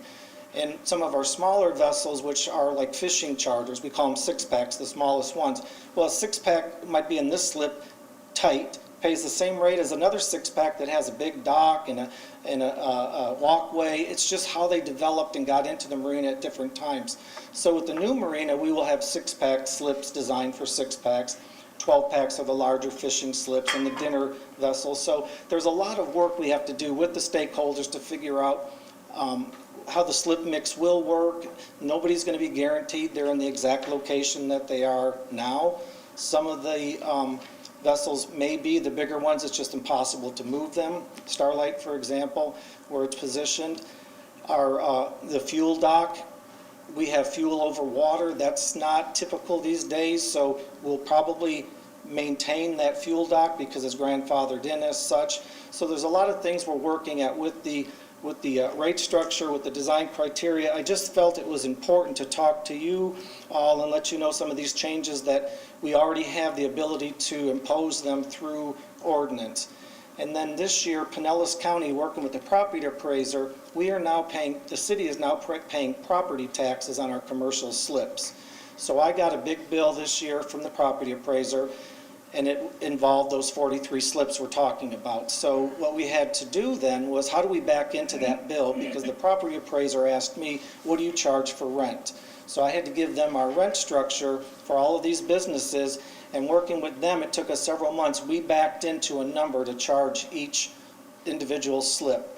So using this other charges mechanism, I sent notice to all of the slip owners with their new property tax bill.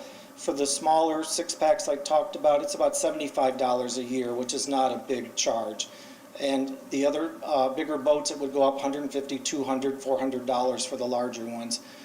Not one single complaint. Nobody thinks that a commercial business shouldn't pay property taxes. I've had no complaints about utility charges. They realize they're a commercial business. They pay. A commercial business in Clearwater, everybody pays for water, trash, sewer, but not at the marina. So my plan is to get everybody in line with running a commercial business at the marina and not have the Marina Enterprise Fund continue to pay all those costs, and that gives us more ability to rebuild the marina in the future and capture them like other marinas are doing that. So that there, I'm kind of jumping around here. Update on the capital improvement, talk about the utilities. And then other things, with the lease agreements at the marina, there's a lot happening at the marina now. The marina is a destination. With the new restaurants we've built there, it's not just for people using the marina for the slips and for the charters. We have people coming in there all hours of the day for the different destination restaurants. This year I have 7 leases that are up for renewal. Not the long-term leases such as Krabby's and Marina Cantina. Those were newer leases that were longer term because of the investment. But I'm looking at all of my leases out there to make sure that they're capturing everything that we're providing for them. And those are some of the same services that I have. These are very old leases that have just kind of chugged along over the years. So we're going to revamp all of those and make sure that we're capturing all that, because that revenue goes for the enterprise fund and it actually supports everything we're doing out there. And, to try to make this, by the time we get to 2025, when we're opening up a new marina, I see us capturing all these costs as we should be, but we're not going to do it at that time. I want to do it and ease into it. And that's why I felt it was important just to bring that to you to see if you had any questions. I'm sure you may hear some some concerns or have questions from the public, but none of these things I'm telling you today are going to be a surprise to any of the users out there. I've talked to most of them, and they're all aware of, what I'm planning to do and what I've presented to the city manager and what we've all talked and had. So if you have any questions there, that's all I really wanted to do, other than maybe just let you know that, the Seminole launch project, we were all there for that, so that's a big project that's going to be under my group. We just added the transit station at the marina, which has been a huge success 1 month into spring break with little or no issue, no complaints. Everybody is thrilled with the circulation now in the lot, so that was a big bonus for us. So some exciting things are coming our way and things are falling into place, and I just wanted everybody to be up to speed on those. Any questions, Mr. Foglace? Thank you, Mayor. This is all very exciting, great news, bringing that very valuable property up to speed in many, many different arenas. 15-year waiting list for commercials, and the list never changes. So with the new design, and like you say, now we actually have a product with participants.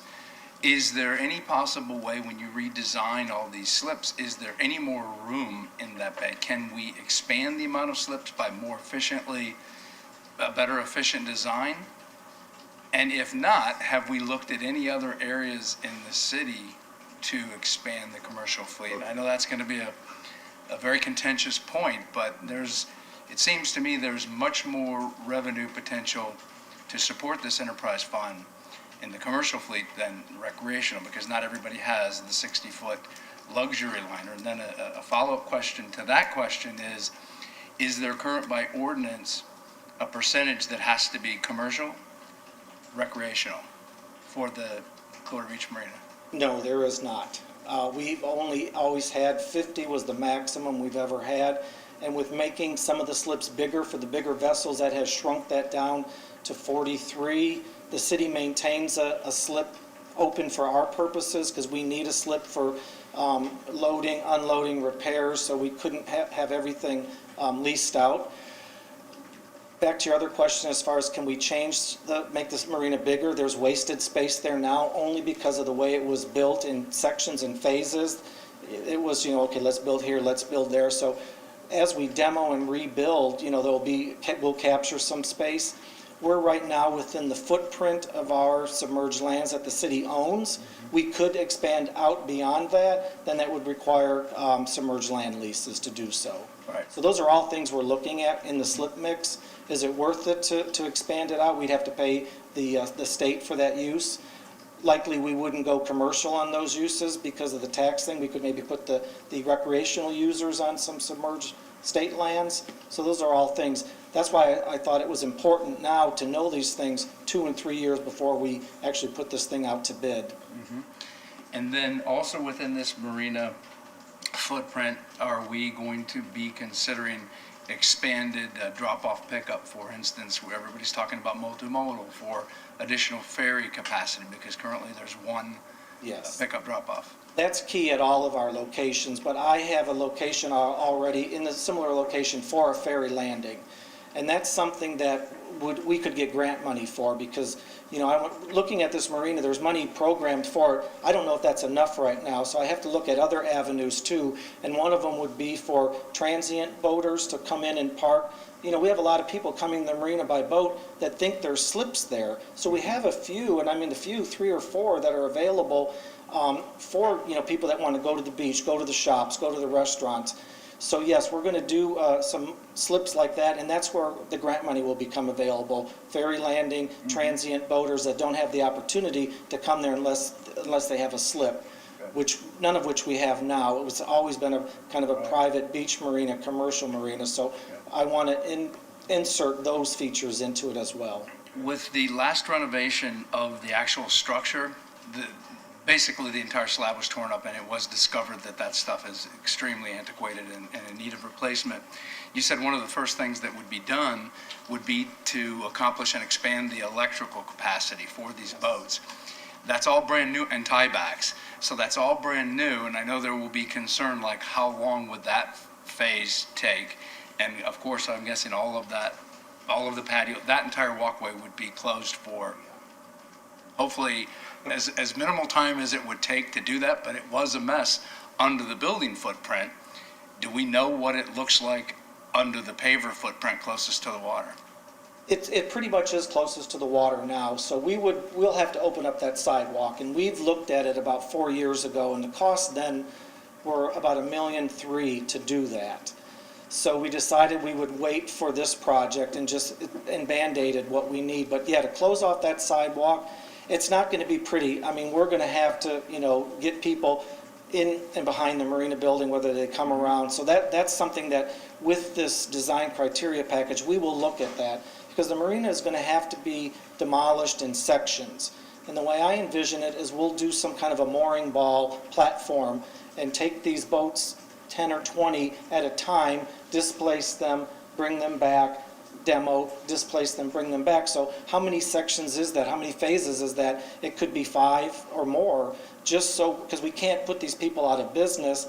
And when I talk to these folks, they all want to know, when are they starting? Am I going to be in this same slip? How long is it going to be? And I can't answer those questions yet. And that's why I need them as stakeholders to get the information, whether it's through design charrettes, and let the professionals work together, because everybody looks at their business through their eyes, and they want what they have now and nothing to change, and I don't blame them for that. But I have 43 of them, and I have to treat them all equally, so I look through everybody's eyes, and they're all going to be displaced, and we're all going to be uncomfortable for a while. But at the end of the day, it's going to be a new marina, and everybody hopefully will be happy, but it's not going to be easy getting them happy. Thank you for allowing me to ask all those questions. But clarify again, when is this work starting? 23. So it's still 4 years down the road. That's why it's hard to answer some of those early questions where the programming is so important. Yeah. Mr. Hamilton. 2 quick questions. When this project takes place, are the slip holders, today's slip holders, aware what a good deal they're getting? And I'm sure there's going to be an adjustment in the rates after all of this money is spent. Are they aware of it and ready for that? And number 2 question, the agenda item says marine and aviation business plan. You haven't mentioned the airport at all. Just a quick synopsis of what you see, short-term, long-term, as far as the air park's concerned. Okay, I can address that. Yes, the commercial business folks, they are aware of what's going on, and I think they are aware that they have a good deal, because I don't get any pushback when you talk about you're going to be paying property taxes, you're going to be paying for water. This year, we increased the commercial rates by 10%. Last year, we increased them by 10%. I have not had a single complaint for increases of 10% in 2 years. So that would just lead you to believe that everybody is just happy what they have and don't want to make any waves in the water. So they realize what's out there. That's why they all want to get in the marina. I have people call me constantly, and they're people that are already there now wanting another slip. When can they get another slip? Where am I on the list? And when somebody sells a business, they sell these businesses at inflated prices. I always say you could sell a canoe for $200,000 at Clearwater Beach Marina if it had a slip. And that's how you get into the marina, is if you buy a business. So when new people come in, they either buy a new business or they don't get in, because nobody is returning these slips back. Unless we were to force them out for violation of their contract or their lease, which none of them are violating there, so we wouldn't have cause to do that. Aviation. Oh, the aviation, yes. We're also looking at a lease expiration there too, coming up in '22. So right now, I've got several CIPs there now with some hangar replacements, and we're just finishing our master plan for the air park. That's being done by AECom. We're required to have a master plan for any development. We couldn't do anything out of the air park without a master plan that was accepted by DOT. So that's why we do these long-range plans. The last plan we did was in 2000. We've pretty much built out everything from that plan except for the aviation terminal. That's always been the last thing and the thing that everybody wants. We have a double wide, if you will, out there that serves as a terminal that was put out there in 2005 to tie us over a few years until we get the new terminal building. Well, here we are in 19, and we're still using that temporary building. So the master plan will be complete. It identifies a lot of projects out at the air park, and that's just it. They identify everything you could do, but we have expansion plan problems because we can't grow any. So we're looking at the things that we have to do is maintain. And what we have to maintain is what we currently have out there, our runway, our hangars, our taxiways, our weather stations. Our security is a big issue right now, so I'm working on a security grant, perimeter security gates, cameras, and the like there. I could go on for other, but we are looking at that, and we're also looking at what we're going to look like when it's time for lease renewal out at the air park. Mr. Horn. Mayor, Ed has done, in my opinion, a very good job of getting a real good assessment as to what is needed both in the marina and in the air park. You will continue to hear these updates. What he has charted out, we could not do in 2000. We could not do it because there was a great deal of sensitivity on the part of the council to what kind of disruptions we might be causing in the marina. And so we are at a point, though, historically, we're at a point where we cannot ignore some of these changes. The document that he attached to his agenda item provides a very good narrative in writing of kind of the evolution of what's happened, with the marina. So that's a good benchmark. And it's great to hear that our stakeholders are working with him and kind of understand that we have been rather supportive of the businesses out there in many ways in areas where we should have been a little bit more demanding. But we're working with them.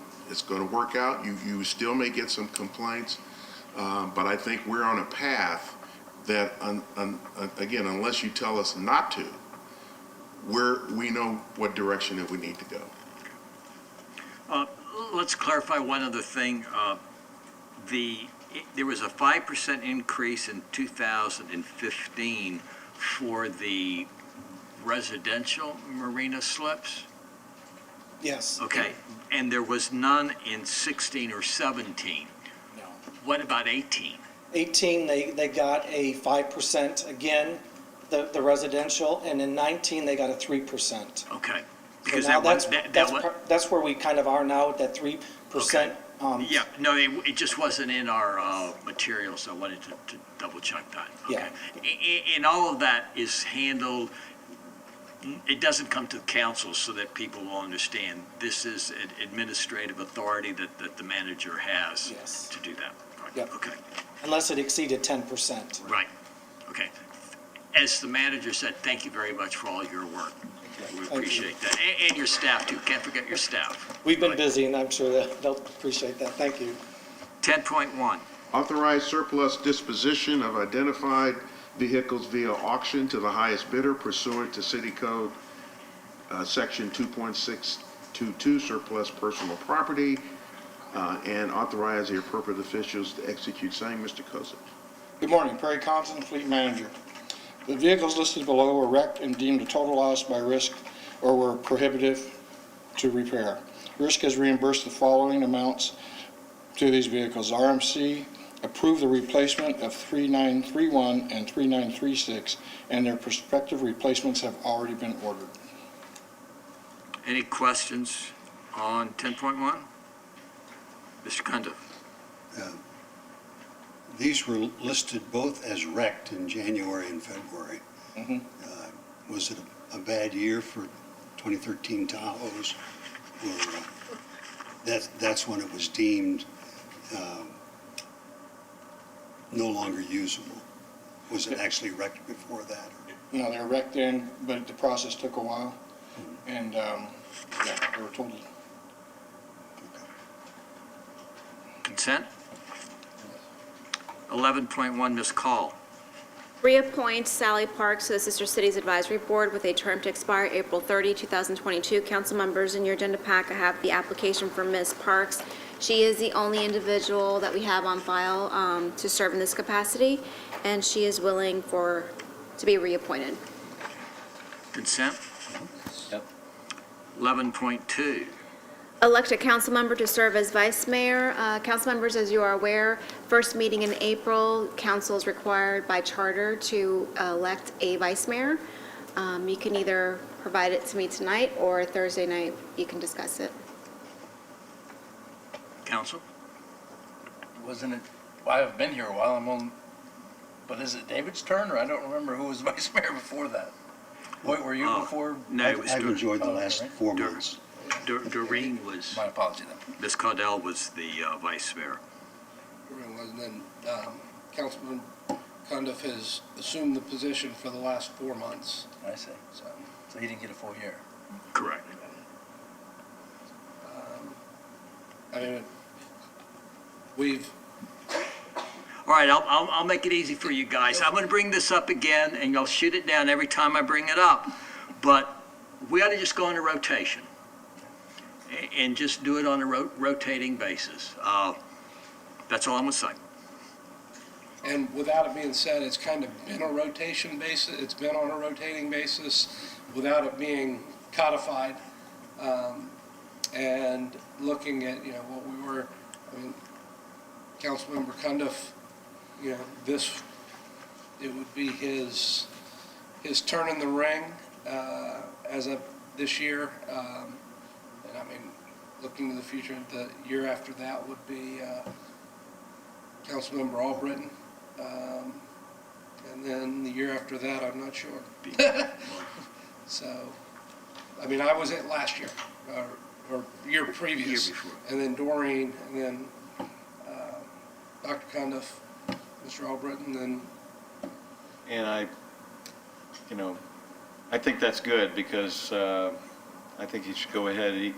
Thank you for filling in for Doreen for that, but I would be good for letting you do it as the rotation would hit you next, and then me next after that. But that's not what I call a rotation.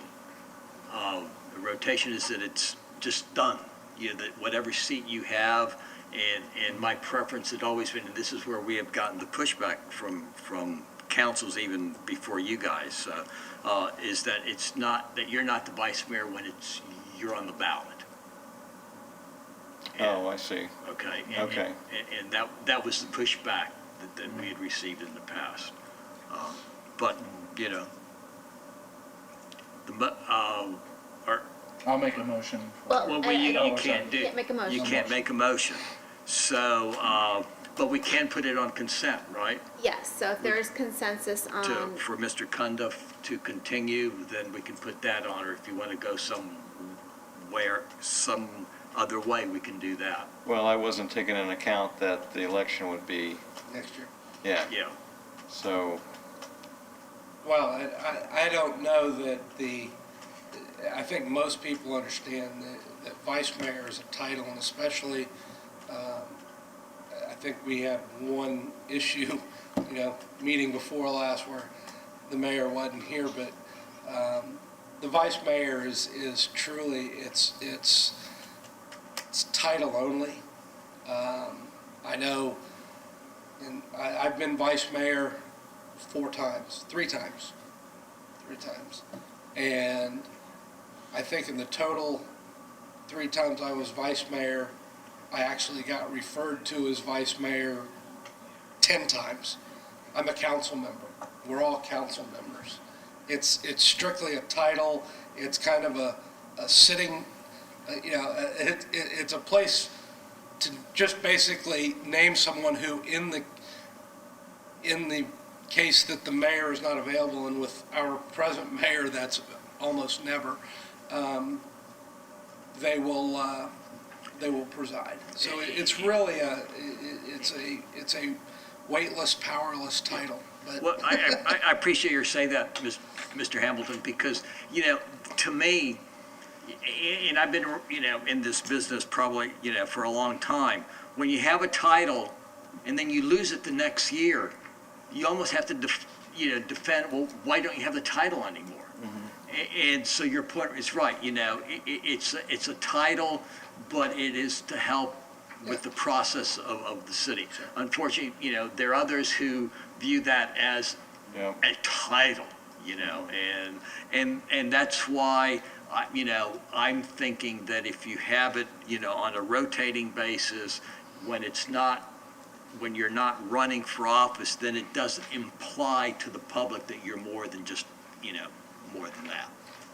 Maybe, and I don't know I don't know if we could do it on a rotating basis where seat 2, then seat whatever. If we can do it by seat number, if we want to get into a rotating basis, do it by seat number where we can align the seat numbers such that nobody would be vice mayor when that seat is up for re-election. Or, Well, in this particular case, we had the glitch in that, so I mean, that wouldn't have worked. it may not be fair to do it now, but, that's something that I've been suggesting, and like I said, we really haven't, nobody had expressed any desire to even talk about it, so I appreciate y'all wanting to talk about it today. because I can promise you, I'm not going to lose a minute's sleep if I'm not vice mayor ever. It's really not going to bother me. So it's not a big deal. So maybe we can look into that and bring it forward in such a way where we codify it or establish it as a rule that, the vice mayor seat rotates in a certain order, beginning with In first meeting of April 2020. next year. Yeah, Or in something. 2020. So we'll let our city clerk and our city attorney tell us if that's. We can do it by rule. Okay? We can do that, adopt it as our rule? Or policy. Okay. We'll look Okay. into it. Okay, so for Mr. Kundip, may I have it on consent, or? Yes. Is that all right? Okay. Yes, absolutely. Okay? And then we do our rules. So at the next meeting, I'll present rules and policies for everybody to review, and the following meeting after that, we can make any changes. Okay. Sound good? Yep. 11.3. Appoint council members as representatives to serve on regional and miscellaneous boards. Council members, in your agenda packs, I provided a listing of all the regional boards that you serve on at different capacities. We can go through the boards as listed, if you like. I will like to note that I believe some of you were copied on an email that Mr. Johnson sent last night regarding the Citizen Advisory Committee. The county did not advise us on the city-wide representatives, so those are representatives representing the city of Clearwater, but that are not selected by the city council. And we did confirm the representatives currently serving in that capacity. Louis Cerna and Mr. Johnson are both serving, and we've asked the county to at least keep us apprised as membership changes on that committee. Clarify the Citizens Advisory Committee to the MPO. Our nominee is Neil McMullen. It used to be, so these are individuals who are not elected officials that serve as the Clearwater representative, and it's supposed to be Ford Pinellas, not to the MPO. But Mr. McMullen doesn't live in Clearwater. No, that's why he is no longer serving. So I guess when he moved out of city limits, he informed the county that he was no longer. Oh, because so he's not, even though the list shows him as. We confirmed it this morning. We were not aware that there was a change in membership. They did not advise us of Okay. the change, so that's why I'm making that notation right now. Okay, so he's not on, he's not. He's not on, so it's Louis Cerna and Mr. Johnson, and I'll have the item updated for Thursday's meeting. Okay. Also, the Conference of Mayors Council, when I became mayor, we were in the, middle of our, cutbacks. And it was costing us $10,000 to be a member of the U.S. Conference of Mayors. And I'm sorry, I could not justify, that. I saw no value, to the city for us to be a member of the U.S. Conference of Mayors, and we were having to make cutbacks. And I still do not see much value for us. They don't do much for smaller communities anyway. I hope that that doesn't mean that we've been paying, or we started paying this again. I don't think so, but I will Okay. confirm, and I'll make sure that the Yeah. list is updated. No, we're not. Okay, yeah, We're not. no, yeah. Once she said. Right, yeah, Lord, no, okay, but I saw it on here, and I panicked, and I just wanted everybody to understand that, that's an organization for a big city, I think, and this year, the conference, are y'all ready for this? Is in Honolulu. Now, Carolyn would probably love for me to take her to Honolulu, but I'm sorry, I just Maybe have. that's something the vice mayor should. Is that included in the fee, the 10,000? No, and you had to see the fees to go after you sign up to go. I mean, it just made absolutely no sense to me that we were even thinking of maintaining that or even doing it initially. So, anyway, okay. Some other changes, because we don't have Mr. Poglaze down on anything. No, this is the revised list since Ms. Caudell resigned, and we had to, move around. And I know, Councilman, not that my heart isn't with it as well, but I know Councilman Poglaze is very interested in the downtown area. I would be willing to give up my position on the Downtown Development Board to Mr. Poglaze without any problem. Okay. I know he would represent us I would well be there. interested in that. And again, Mayor, we couldn't make any changes until this meeting. Right, So, right. yeah. Mr. Albright. And also, I noticed I've had some conflicts. I would really like to stay on transportation, the PSTA and Ford Pinellas, when they expire in November, or October, or September. But the Courtney Campbell Scenic Highway seems to interfere, or I have a conflict with those other two boards. I think I've only made 2 meetings, so I would be good to I'll do give. that one. Okay. Yeah, I like that one. My son lives on the other side of the bridge, so it makes sense. And by the way, Tampa's doing quite a bit over there too. Not only Yeah, for no, the they are. estuary, the Tampa Bay area, but we're doing our part on the. So that's good Mr. work. Cundiff had something. It is a to good say. board. I was going to add that I also work with the Pinellas Ex-Offender Rehabilitation Coalition once a month. And then also the Pinellas Ex-Offender Rehabilitation Coalition. Is that one that we appoint? No. Okay, well then it doesn't, Oh, all right. yeah. And so the Clearwater Arts Alliance is not appointed either. Okay, And I no. work with them. Okay, And I guess Sir. the only other one is, I don't know if Mr. Poglaze has any interest in the Pension Advisory Oh. Committee as a pension, as a pension holder, someone who receives a pension, you understand how pensions work and everything very well. I've served on that committee for a long time. If you'd like to do that, I'd be willing to give that up. If you don't, I'd be happy to stay on.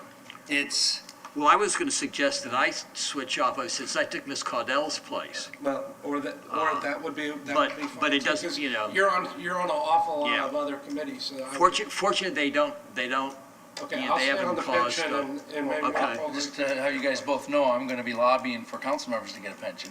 If I start going to that. Yeah, good luck. Just kidding. It doesn't work. Because Well, because- you're not paying into the program.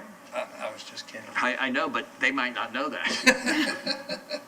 We do not pay into the city pension program. No, Okay, currently. Or do we take out of it? all right, so we'll switch B. Okay. Is that, all right? That's fine, Okay. I'll stay on All that. With right. those changes, may I place it on consent?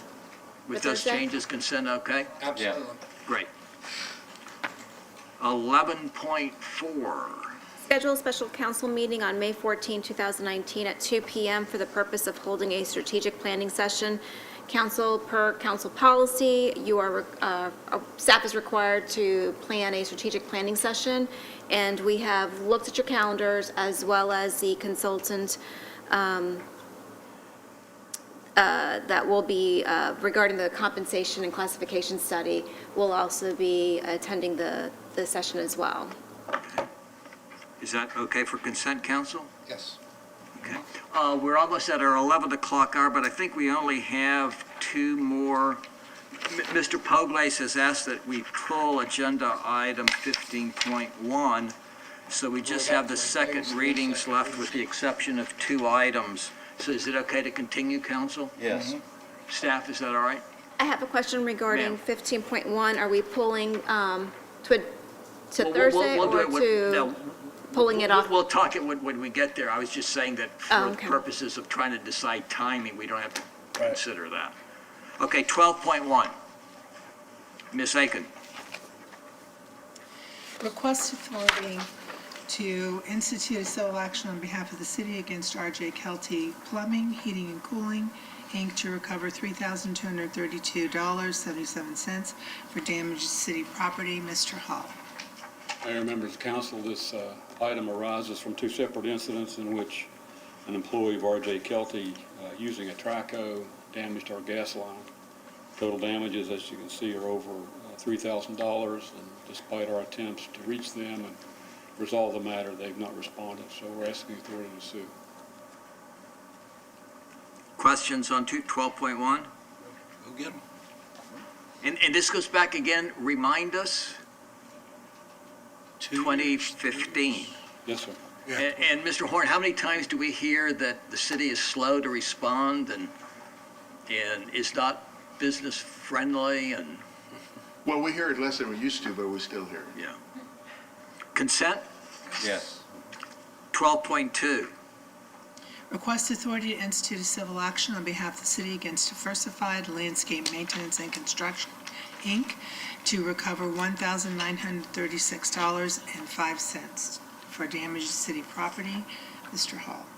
In this item, an employee of Diversified Landscaping using a shovel damaged one of our gas lines, and damage almost $2,000.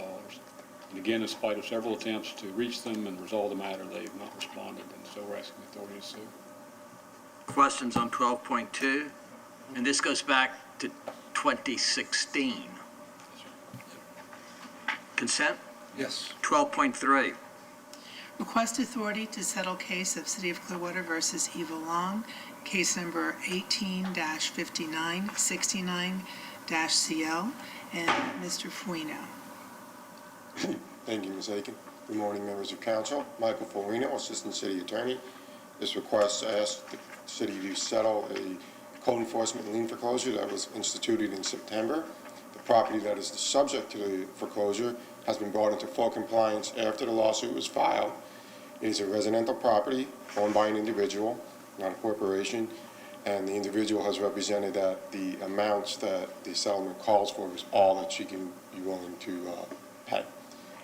Those amounts are for the city's investigative and administrative costs in prosecuting the code enforcement procedure, and for the legal costs and fees in instituting the foreclosure.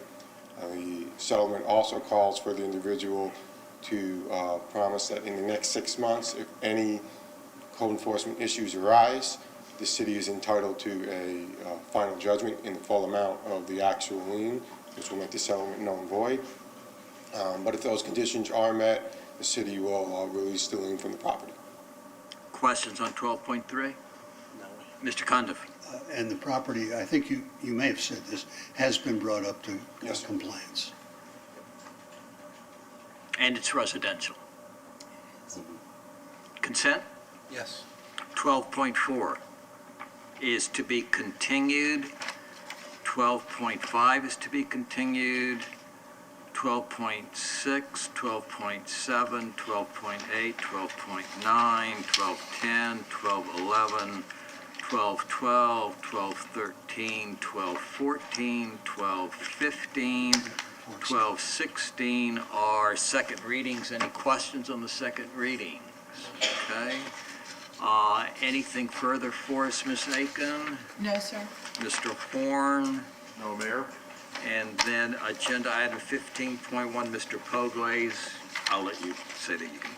Yeah, subsequent information and phone calls I've received does not necessitate we have a discussion Thursday. I think we're already on that based on information I've received, that we're going to be looking at many different multimodal options, especially all the aerial and potential water taxi expansion. in that letter that you had addressed. So I'm Okay. good. Thank you. Very good. Anything further, council? Again, let me remind you to call 1-800-277-5653 if you want Prince. I got a call back from You that got a number call number. during the meeting. Who was it? Oh, it was Prince. Which Prince was it? William. No, not William. King of Spain. No, William? You started off with Prince William. Oh, okay. Well, come visit the But the colony. King of All Spain right. will be fine. Okay. Our next meeting will be at 6 o'clock. Well, we have a work session at 2 o'clock, and we have our next council meeting will be Thursday, April the 4th at 6 o'clock.